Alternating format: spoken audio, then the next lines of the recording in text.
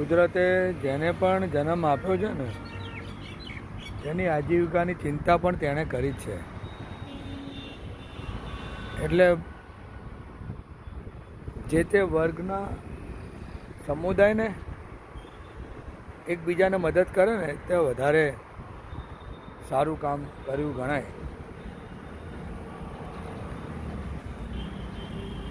જેમ કે માનવી માનવીને કામ આવે, પક્ષી પક્ષીને કામ આવે, પશુ પશુને કામ આવે.